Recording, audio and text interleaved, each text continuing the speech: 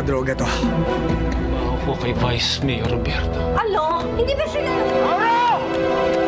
Putas ka! Kaya na kayong lahat!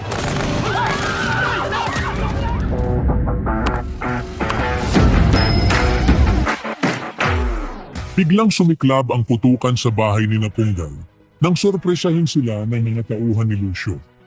Sa kabilihan, napayuko at nadapa ang kanilang lola.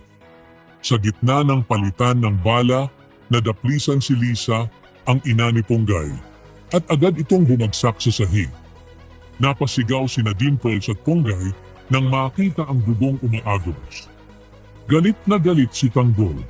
Agad siyang gumanti ng putok at inutusan si Punggay na tumakas habang siya ang humaharang para mailigtas ang pamilya. Mabilis na nagtipon sina Tanggol at Punggay at sabay na sinalubong ang mga natitirang tauhan ni Lucio.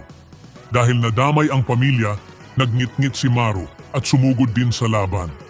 Ngunit sa gitna ng putukan, nadaplisan si Maru at napasigaw si Punggay sa gulat. Sandaling natigil ang laban habang tinatasan nila ang sitwasyon.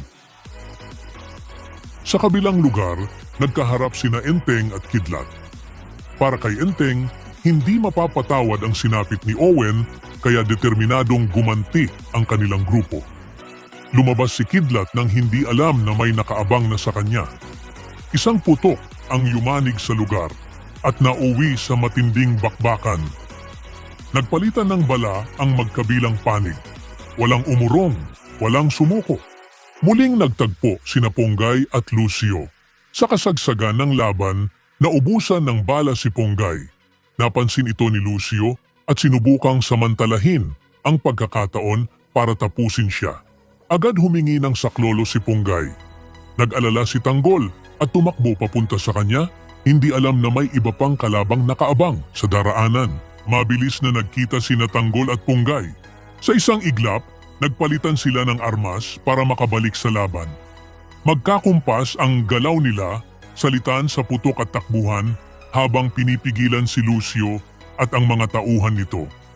Sa gitna ng panganib, nanatili ang kanilang pagkakaisa, handang ipaglaban ang hustisya hanggang sa huli. Ang kabuuang konsepto ng mga eksena ay umiikot sa paghihiganti, pagkakaisa at sakripisyo para sa pamilya at hustisya.